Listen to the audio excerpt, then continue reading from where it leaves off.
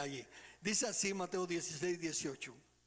Y yo también te digo que tú eres Pedro, y sobre esta roca edificaré mi iglesia, y las puertas del Hades no prevalecerán contra ella. La llamada de atención del Señor a mí ayer anoche y ahora compartirla con ustedes fue enfocarse en que en el momento, ¿verdad? Cristo Jesús está siendo finalmente reconocido.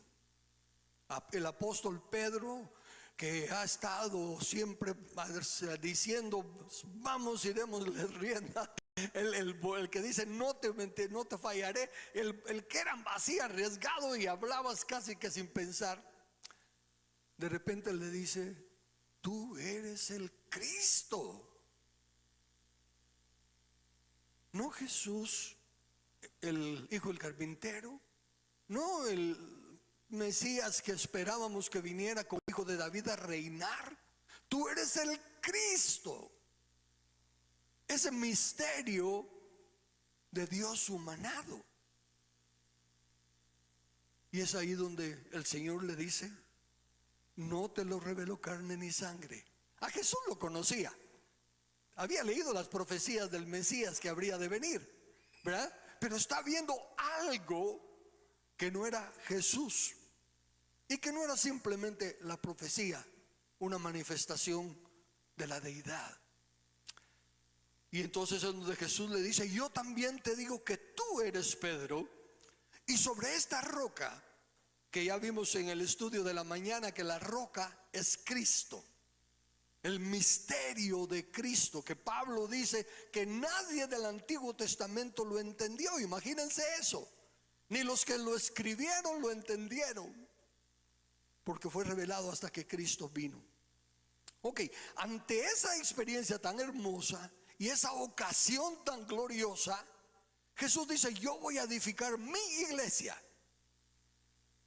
Y es la iglesia global, la iglesia que va a llenar el mundo, el reino de Dios. Pero noten lo que sigue, y ese es el punto: sobre esta roca edificaré mi iglesia, y las puertas del Hades no prevalecerán contra ella.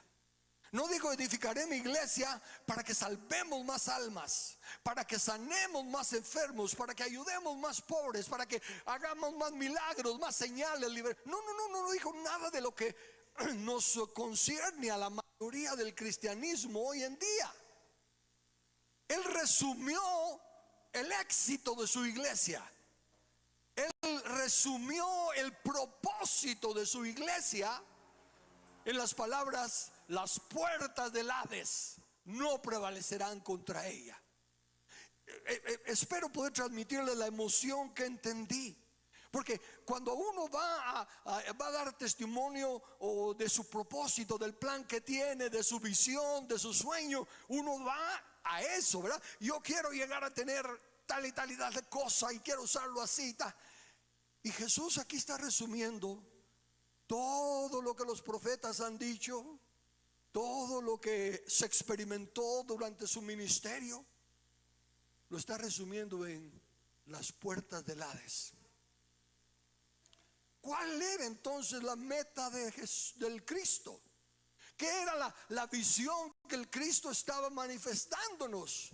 Que había venido ciertamente para restaurar lo que el enemigo destruyó desde el principio: la comunión del hombre con Dios.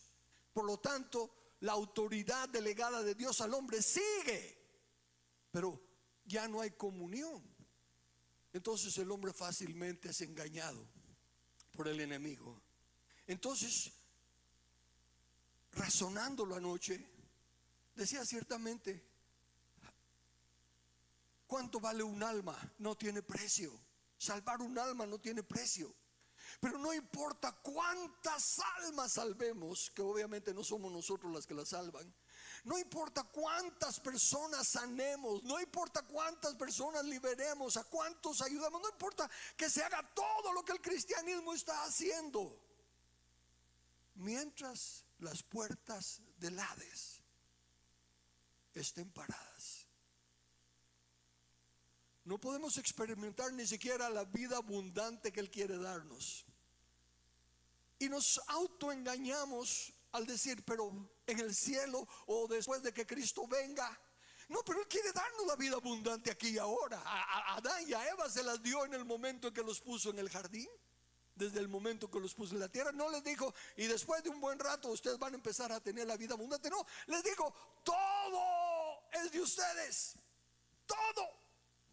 Solo una cosa no.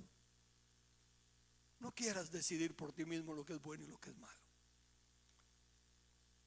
Y entonces ahora Jesús llamó mi atención, y espero que llame la atención de todos ustedes y de los que vean esto, a que su propósito final, por haberse humanado, por haberse encarnado en Jesús para venir y liberarnos, es poner las puertas del Hades bajo los pies de Cristo y volver a su diseño original, su único diseño.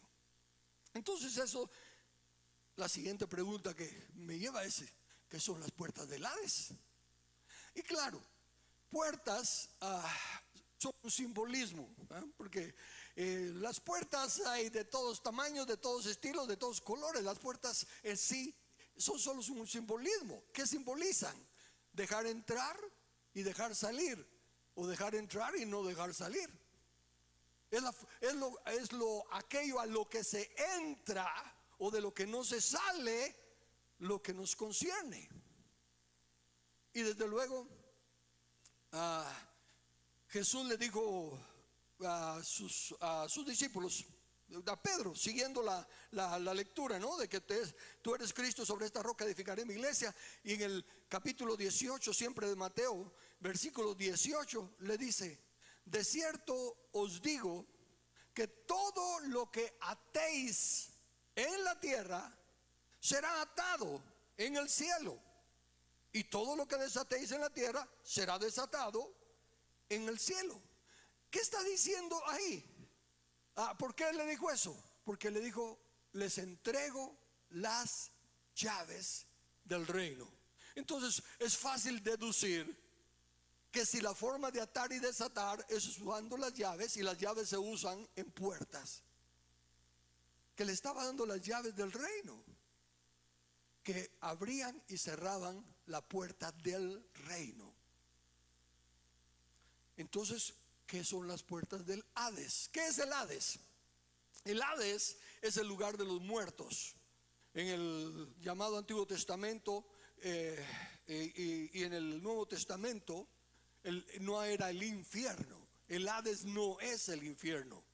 El Hades es el lugar de los muertos. Ahí van, en el llamado Antiguo Testamento dice que apenas había un vacío que los separaba, un abismo que los separaba a los que estaban en el lugar de reposo y a los que estaban en el lugar de tormento. Pero ambos estaban en el Hades. Hades es la palabra en el Nuevo Testamento, Seol en el Antiguo Testamento.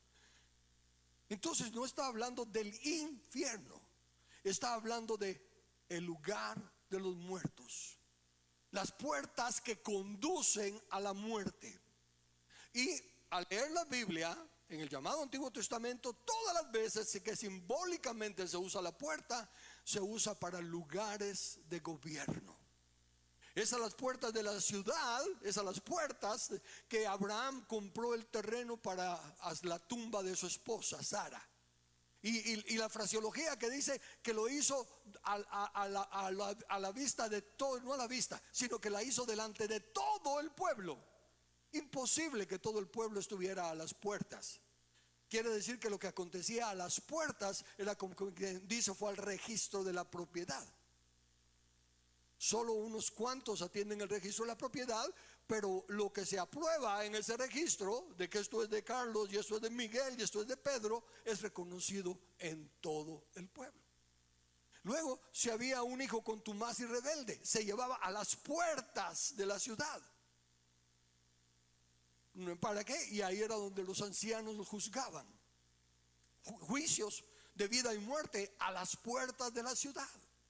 Y luego pues habla del rey que dice que puso jueces en todas las entró a las ciudades, pero la palabra en el original hebreo es la misma palabra que puerta.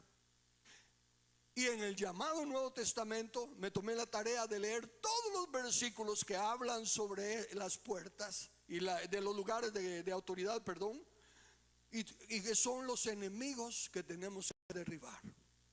Entonces el punto de esto es: lo que Jesús introdujo fue el reino de los cielos. El tiempo se ha cumplido y el reino de Dios se ha acercado. Arrepentíos y creed el evangelio. ¿Qué evangelio? El del reino. Y como yo he dicho, ellos no podían andar predicando salvación en Cristo Jesús, porque Jesús no había muerto y resucitado. Tampoco a los romanos les importaba que viniera un Mesías judío. Pero el evangelio del reino es para todo el mundo. Y esas son las buenas nuevas, las verdaderas buenas nuevas de eso. Entonces la puerta del reino es la autoridad para dejar entrar o no al reino de Dios. Y eso se la dio el Señor a la iglesia, a los que representan la autoridad de la iglesia, porque entonces ellos eran los que predicaban el evangelio del reino, y dejaban entrar, o como Pablo le dice a los corintios: saquen a ese, entréguenlo al diablo para la destrucción de su cuerpo, a fin de que su alma sea salva. Y cuando se arrepiente, dice: recíbanlo rápido, ¿verdad? Y eso es algo que la iglesia tiene y no usa: el poder y la autoridad de excomulgar. Claramente dice que hay personas que dicen: a todo aquel que llamándose hermano es adulto, practica el adulterio. Y esto práctica, no es de que alguien cayó en un pecado, en los pecados y de ser perdonados y se restaura la persona.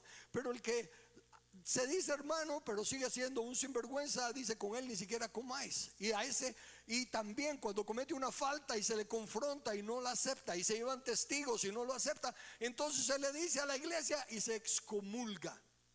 Se le trata como un publicano, como cualquier persona pecadora. Obviamente amamos aún a los pecadores y les presentamos el evangelio. No es que los vamos a fusilar o lo que sea, pero el punto es, en la iglesia, el reino de Dios tiene condiciones. Hay que nacer de nuevo solo para ver y entrar. El nacer de nuevo no significa ya entramos. El nacer de nuevo solo dice: hay algo más, hay algo que yo no había visto, y ahora ya podemos decidir entrar. Pero para entrar vienen las condiciones de Jesús: niéguese a sí mismo, tome su cruz y sígame. Tiene condiciones la llave que abre la puerta. Entonces Jesús dijo, al decirles que les daba autoridad para atar y desatar, es lo mismo que abrir y cerrar. Y el enfoque de él es las puertas del enemigo. Luego, cuando Jesús ya ha resucitado y regresa con autoridad, comisiona a sus discípulos, ¿y qué les dice? Les dice que tienen que ir y hacer discípulos a las naciones, lo que requiere bautizarlas, o sea, identificarlas como seguidoras de la doctrina del Padre, del Hijo y del Espíritu Santo. Y para eso hay que enseñar todo lo que Él ha mandado. Captemos eso. Hemos oído cosas tantas veces que prácticamente ya no las oímos cuando nos las están dictando otra vez, porque ya en nuestra mente ya llenamos los espacios en blanco. Hacer discípulos es enseñar una doctrina, una convicción, una meta, un dogma, lo que sea, la creencia de algo, y que esas personas se identifiquen con esa creencia. El bautismo es una forma simbólica de decir: yo sigo las creencias de Juan el Bautista, yo sigo las creencias de este fariseo, yo sigo las creencias de... Entonces bautizarse es identificarse con la doctrina que se está recibiendo. Y aquí, al hacer discípulos a las naciones, ¿qué doctrina se le va a enseñar a la nación? No son las que nos hablamos nosotros de tienes que nacer de nuevo, tienes que leer la Biblia, no son las doctrinas del partimiento del pan, como vamos a tener más tarde, sino que la doctrina que se le tiene que enseñar al gobierno es cómo se gobierna, quiénes son los gobernantes, lo que representan como gobernantes y quiénes son los gobernados, la responsabilidad de los gobernados y los derechos de los gobernados. Y todo eso lo enseñó Jesús. Él dijo: los gobernantes de las naciones se enseñorean y aún así son tenidos como benefactores. Pero entre ustedes no va a ser así, sino que el gobierno de Jesús, que es el que más grande, es el que más sirve. Es un gobierno de servicio, es un gobierno de exactitud. Y como ahora, como yo digo, todos los adelantos, todo lo que está pasando es bueno. Cuando comenzó la televisión decían: no, es el ojo del diablo o la puerta del diablo, porque y todo, y la iglesia ha estado siempre atrás. Nunca agarra la onda, nunca es innovadora. Siempre es el mundo el que descubre las cosas y la iglesia luego primero las rechaza y luego ver cómo las usa.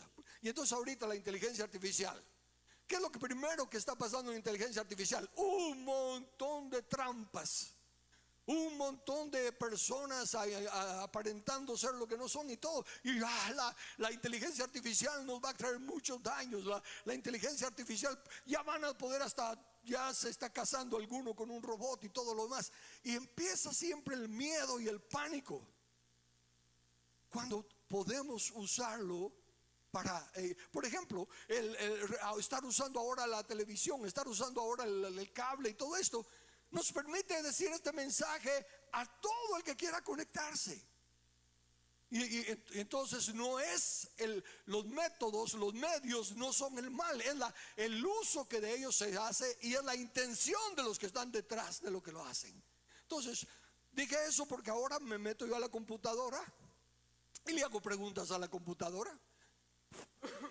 Y se me ocurrió preguntarle: ¿cuál es el origen de la palabra evangelio y cómo se usaba en el Imperio Romano? Y esto es lo que me mandó la inteligencia artificial. La palabra evangelio proviene del griego, eso lo tengo en las notas, si lo puedes cambiar para que lo puedan ir leyendo conmigo. Eso, gracias. La palabra evangelio proviene del griego evangelion, que significa buena noticia o buen mensaje, compuesto por que significa bueno, y angelion, que significa mensaje o noticia. Antes del cristianismo, este término se utilizaba en el mundo greco-romano para referirse a la proclamación de acontecimientos importantes, especialmente victorias militares o el nacimiento de un nuevo líder. En el contexto del Imperio Romano, el uso de evangelion se extendió al ámbito político y religioso, asociándose con el culto al emperador. Un ejemplo destacado es la inscripción de Priene del año 9 antes de Cristo, que celebra el nacimiento de Augusto como el comienzo de una buena noticia, evangelion, para el mundo.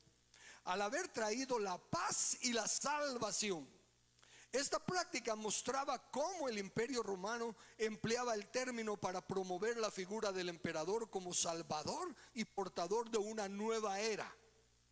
Los primeros cristianos adoptaron y reivindicaron esta palabra en una clara oposición al discurso imperial, proclamando que solo el evangelio de Jesucristo constituía la verdadera buena noticia.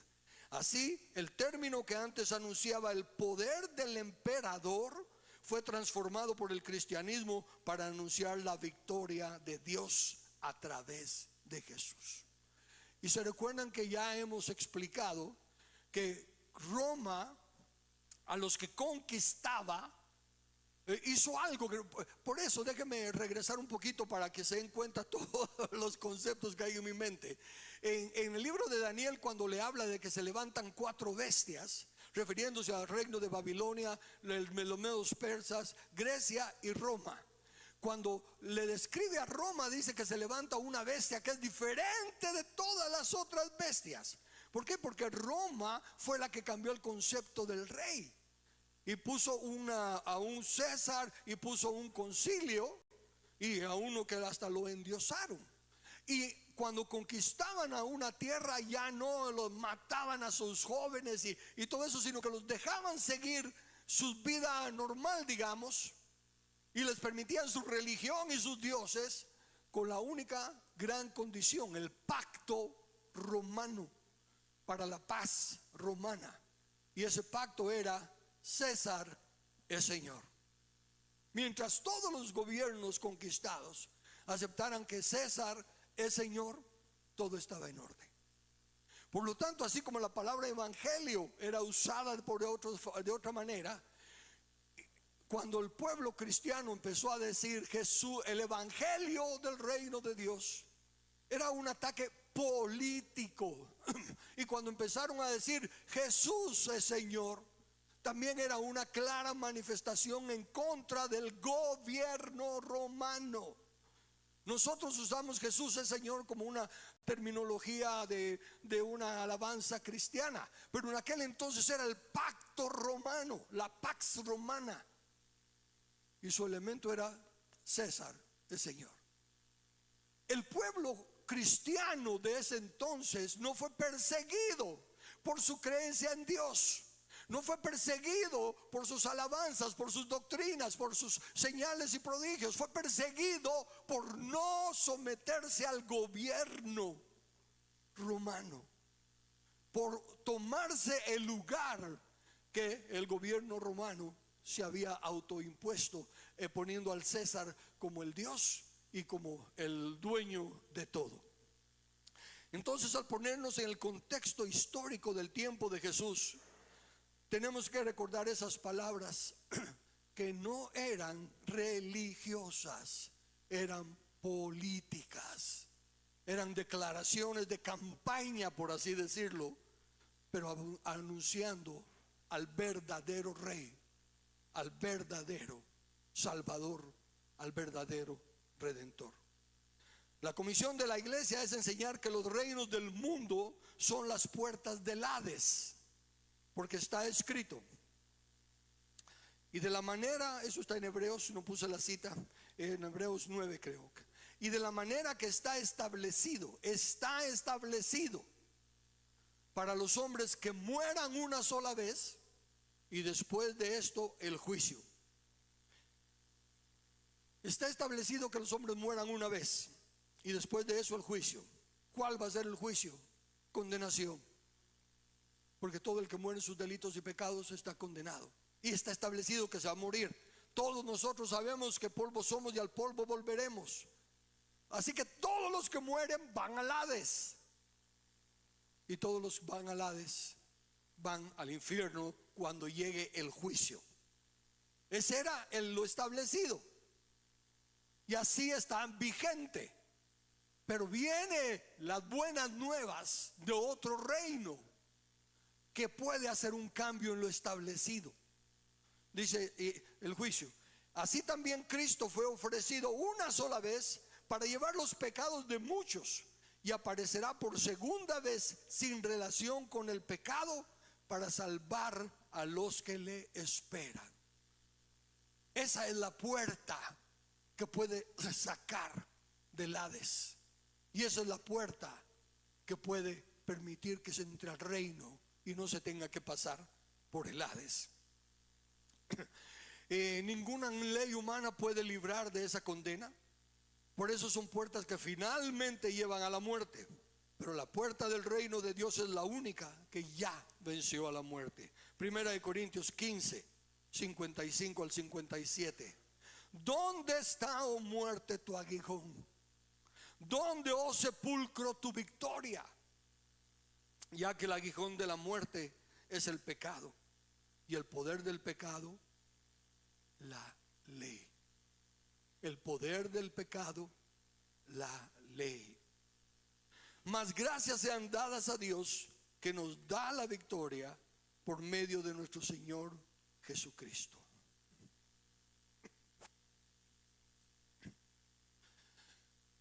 Entonces, si Jesús dice desde el principio: edificaré mi iglesia y las puertas del Hades no prevalecerán, no van a llevar a nadie a la muerte eterna, porque después de la muerte el juicio. Ese es el mensaje que sí le agradaba a los romanos también, y a los griegos, y a todo el mundo, porque todos estamos condenados al polvo, y después de la muerte ya no hay esperanza de salvación para nadie. Pero ahora venía un mensaje nuevo: hay unas puertas que prevalecen sobre la muerte, que le quitan el aguijón, que le quitan el poder, y son el evangelio de Cristo. Pero para ser parte de ese reino hay que conocer las leyes del reino. Cuando Dios comisionó a Adán: fructificad, multiplicaos, llenad la tierra y sojuzgadla, no había ninguna otra doctrina, no ningún otro reino, ninguna otra política, ningún otro concepto. Solo el que Adán estaba empezando a vivir con Dios, una relación en la cual había un contacto directo, así como inherente en los derechos inalienables, derechos inherentes que Dios puso en el hombre, y era un solo espíritu. Así como ahora el que se une a Cristo, un espíritu es con él. En aquel entonces así era Adán. Y cuando Dios le dijo: oye, ponle nombre a ese montón de animales, a ese montón de cosas que están ahí, ¿verdad? No había ningún precedente, no había nada que dijera: esto es león, esto es gato, esto es... No. ¿De dónde sacó él? Porque recuérdense, también lo vimos en la escuela dominical esta mañana, que el nombre que se le pone a algo o a alguien es para definir su carácter, para definir su función. Entonces, ¿cómo supo Adán que el león era león y el gato no era león? Que el águila no era sopilote. No lo estudió en ningún libro, no había inteligencia artificial, no había Google, sino que era algo inherente de la comunión, una sola mente, cuando él era el que decidía lo que era bueno y lo que era malo. El hombre estaba conectado totalmente a la mente de Dios. Entonces eso es lo que ahora, cuando todo lo que acontece desde del pecado de Adán hasta la venida de Cristo, realmente es simplemente un proceso de restaurar lo que se rompió aquí. El Hijo del Hombre vino para dos cosas: deshacer las obras del diablo y restaurar lo que se había perdido. Ahora estamos en Cristo, ya nacidos de nuevo, ya con un nuevo entendimiento, ya aprendiendo cada vez más lo que nos suponemos ser y hacer. Y todo esto, desde la venida de Cristo hasta que venga otra vez, es el proceso en el cual nosotros tenemos que trabajar. Tenemos la comisión. Adán tuvo la comisión: sojuzgar la tierra, no la cumplió. Nosotros no tenemos todavía, por así decirlo, la comisión de sojuzgar la tierra, porque estamos con un proceso para llegar a ello, para volver a retomar el poder. Jesús vino a retomar la comunión con Dios y deshacer las obras del diablo, para quitarle su aguijón a la muerte. Pero nos estamos ahorita en un proceso, nuestro siglo presente. El siglo pasado ya restauró. Ahora nuestro siglo presente es para que pongamos a las puertas del Hades a los pies de Cristo. Y entonces comenzaremos a hacer lo que era el plan original de Dios. O sea que ahorita nuestro enfoque no es la mansión gloriosa que tenemos en el cielo, no es salvar almas, no es todo eso. Nuestro enfoque debe ser: hay que poner el trono del Rey otra vez acá en la tierra. Él solo está esperando, está sentado a la diestra del Padre, esperando hasta que nosotros pongamos a sus enemigos por estrado de sus pies. ¿Por qué? Porque Dios es el único justo que, aún jurando en daño suyo, no cambia. Y Él delegó la autoridad a los hombres. Los cielos son los cielos de Jehová, y él ha dado la tierra a los hijos de los hombres. Por eso fue que cuando él le dijo a Moisés: hazte a un lado, los voy a destruir, y Moisés, el hombre, le dijo: no, no lo hagas. No lo hizo. No fue porque él se arrepintiera, no fue porque él hubiera cambiado de opinión en destruirlos. Fue porque el hombre que en ese momento representaba la autoridad le dijo: no lo hagas. 3 veces dijo Dios: hazte a un lado y los voy a destruir. Y las 3 veces él se interpuso, Moisés, y Dios respetó la autoridad.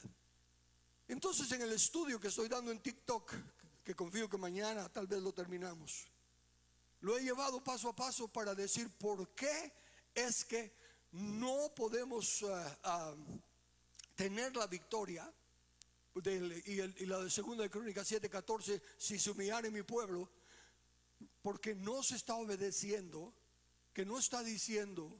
Déjeme hacerle la pregunta antes el comentario antes de dar la respuesta. ¿Qué pasa si todas las familias nos arrepentimos y nos humillamos ante Dios y decimos: como familia no hemos estado actuando bien, ahora ya entendemos el rol del esposo, de la esposa, de los padres, de los hijos, nos humillamos ante ti, perdona que no lo habíamos visto? Tremenda bendición para la familia.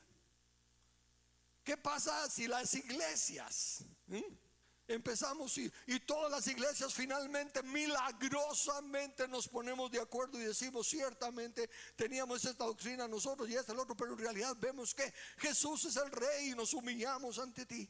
¡Wow! Va a haber una tremenda comunión en el cristianismo. Pero la nación, está la familia, se convirtió, se humilló delante de Dios. Está la iglesia, se humilló delante de Dios.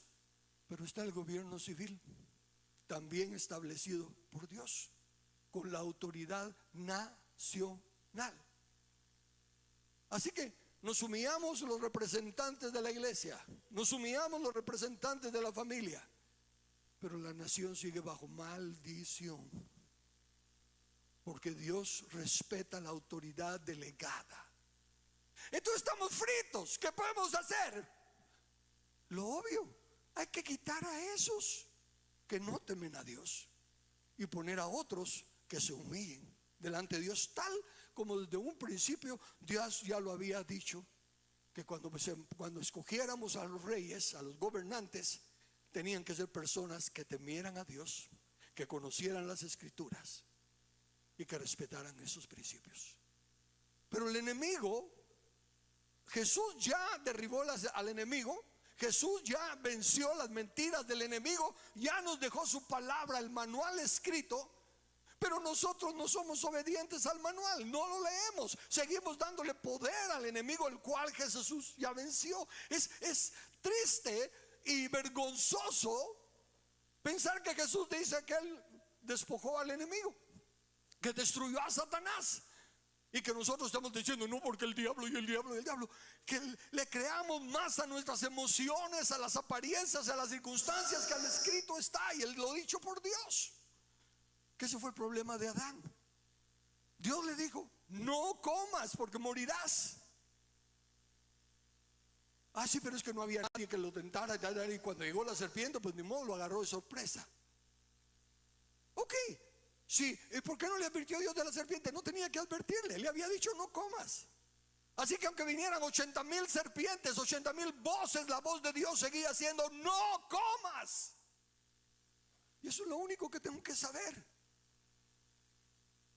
Y ahorita la misión es poner a los enemigos por estrado de los pies.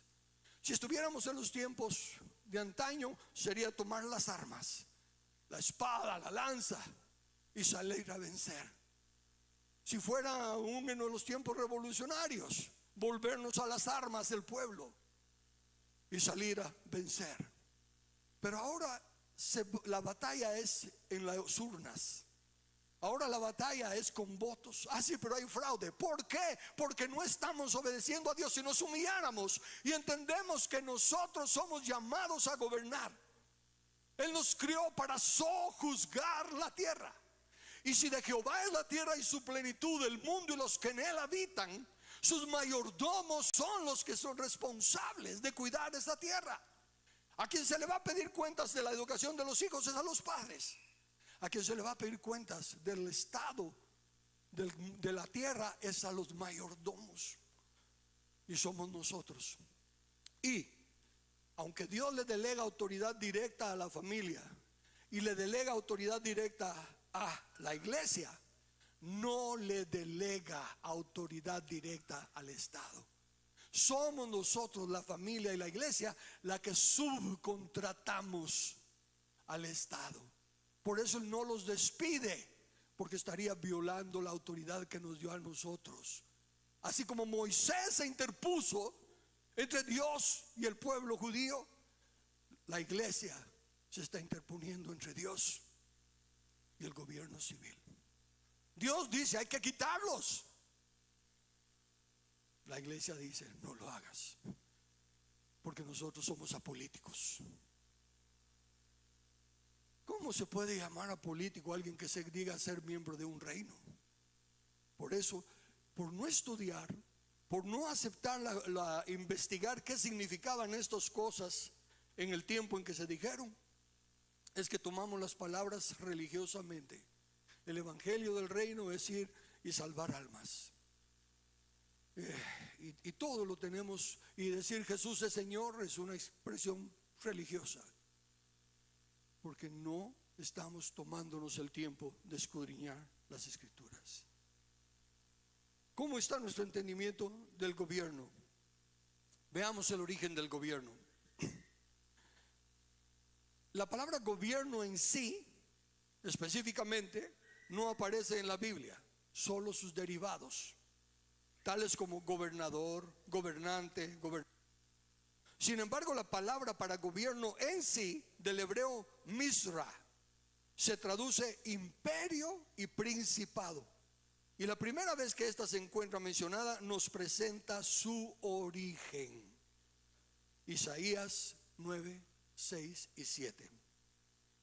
Porque un niño es nacido, hijo nos es dado, y el principado sobre su hombro, y se me llamará su nombre admirable, consejero, Dios fuerte, Padre eterno, príncipe de paz.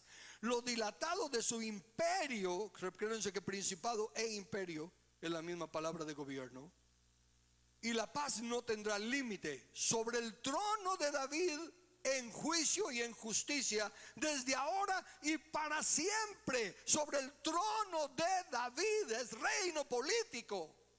Desde ahora, desde que viene el niño nacido y es dado el hijo, será confirmado en juicio y en justicia. Desde ahora y para siempre, el celo de Jehová de los ejércitos hará esto. Este texto tan lindo es el misterio del Cristo. El hijo nacido es Jesús. El hijo dado es Dios Hijo.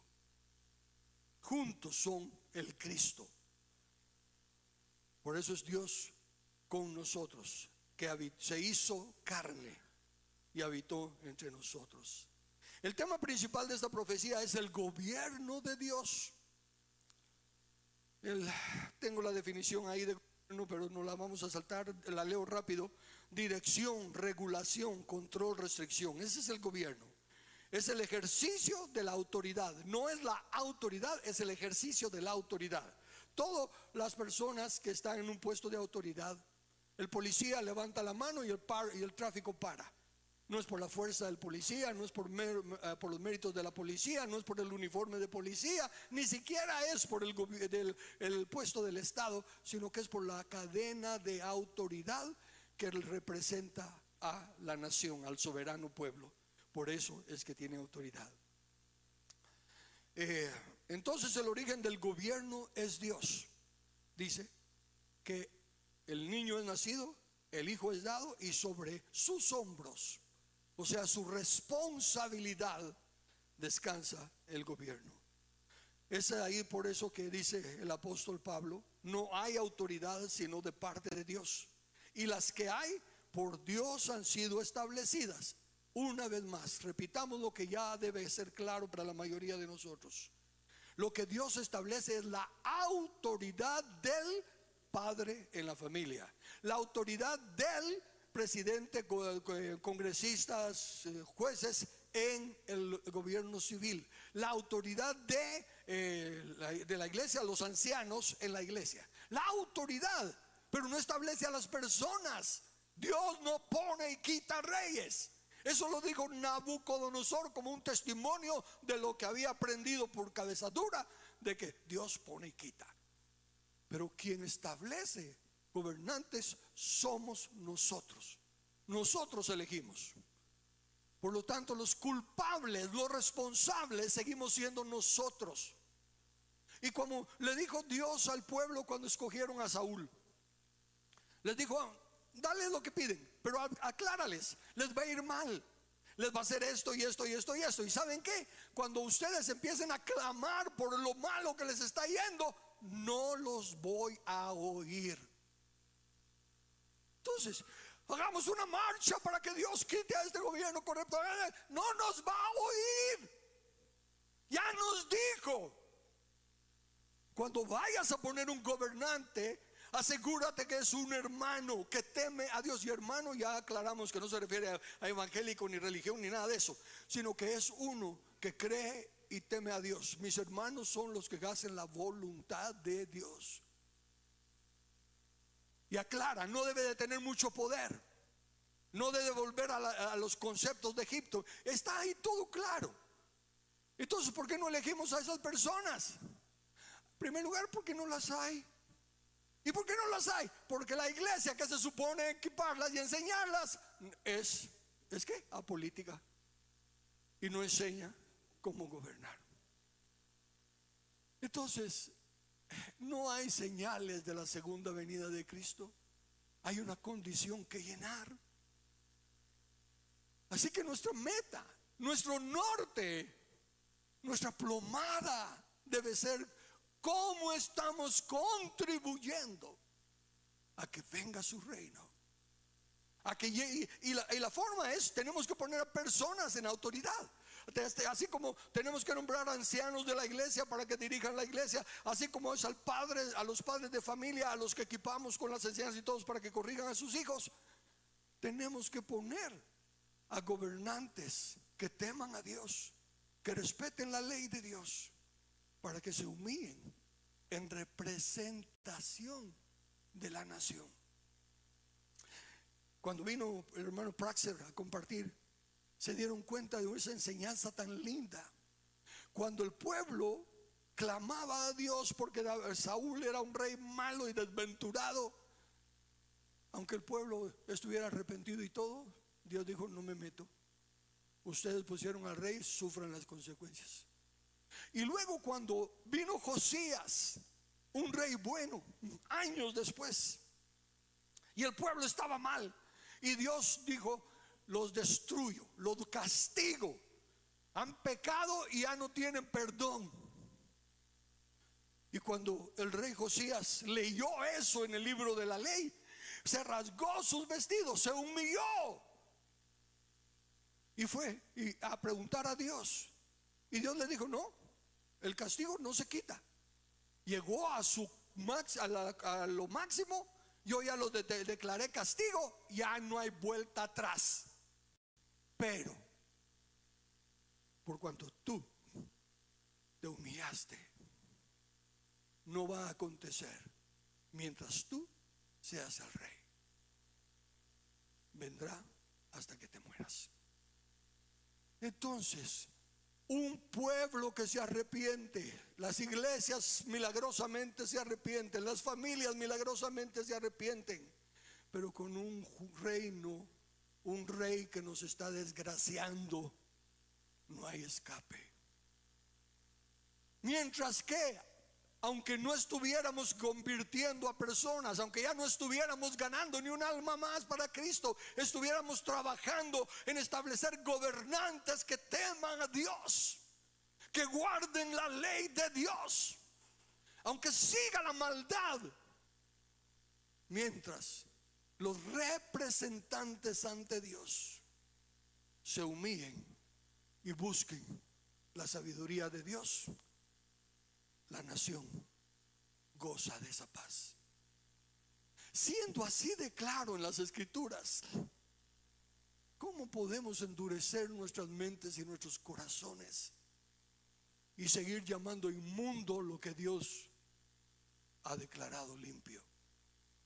Porque las tres instituciones Dios dice que son servidores de Dios, y las tres instituciones deben de funcionar para la gloria de Dios. No podemos nosotros decir la familia sí, la iglesia sí, pero la política no.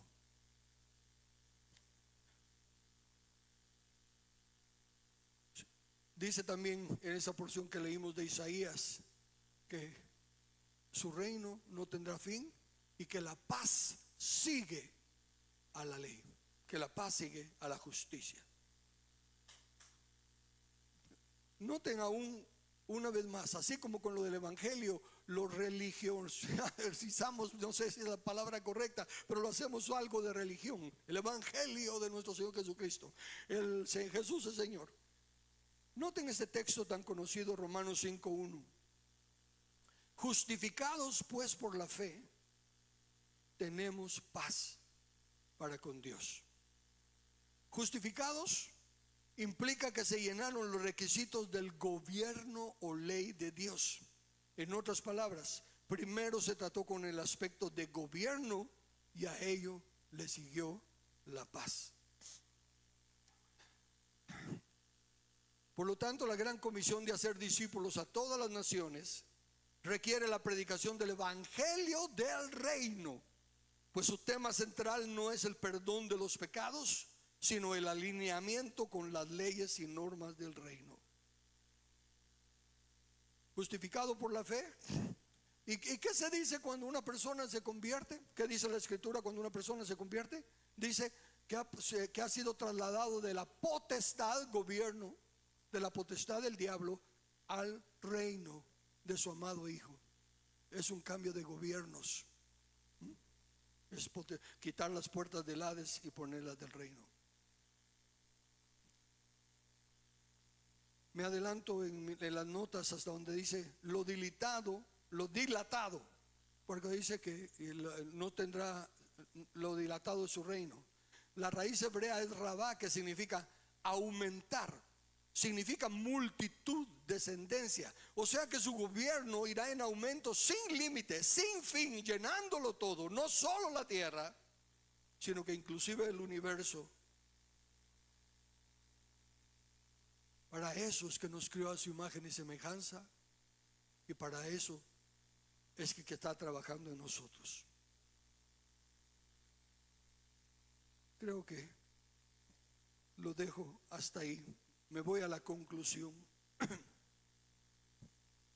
Bueno, las últimas palabras antes de la conclusión.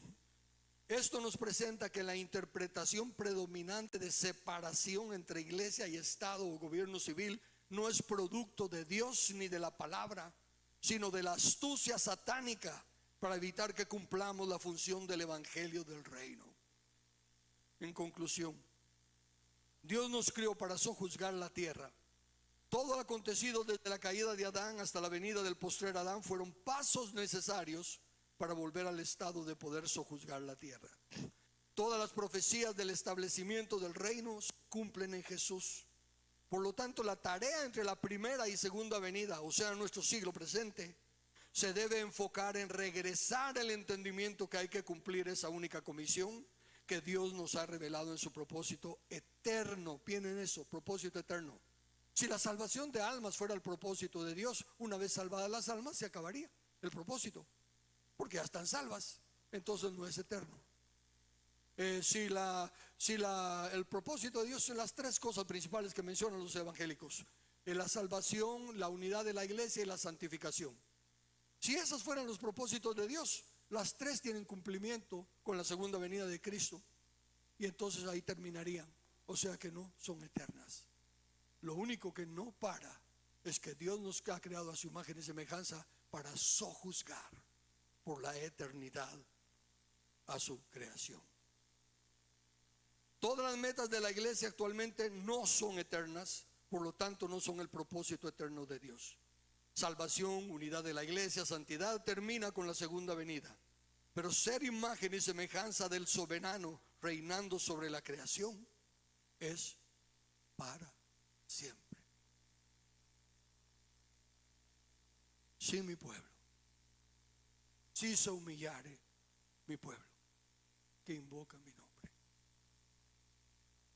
el pueblo, la nación. ¿Cómo podemos conseguir, por eso fue que lo hice así, que todas las familias nos pongamos de acuerdo y nos humillemos como familia? No se da. Cada familia se puede humillar. Okay. ¿Cómo vamos a conseguir que toda la iglesia, todo el pueblo cristiano, y quitemos ahorita a los que se dicen ser cristianos, hablemos de solo verdaderos cristianos, nacidos de nuevo?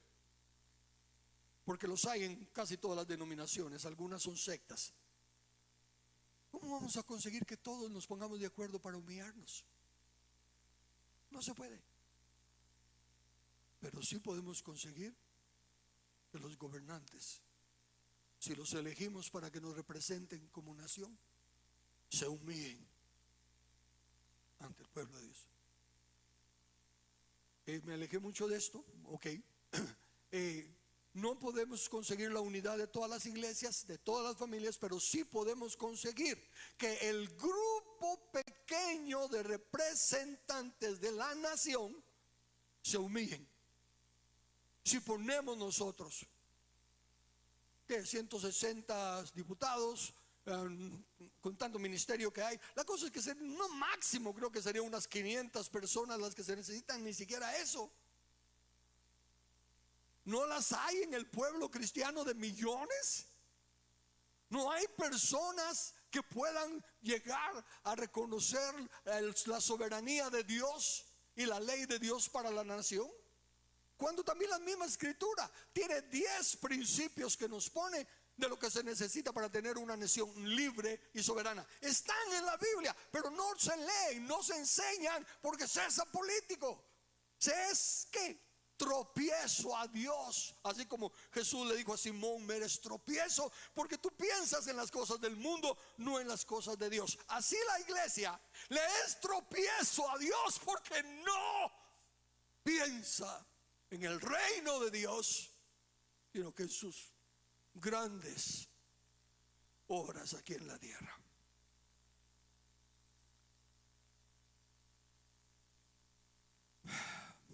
Que el Señor misericordia la tiene. ¿Para qué se la voy a pedir si es por su misericordia que no hemos sido consumidos? Pero ¿cuándo vamos a cambiar? Bueno, yo quiero cambiar. Y si empezamos uno por uno, Dios no necesita grandes cantidades. Dios necesita corazones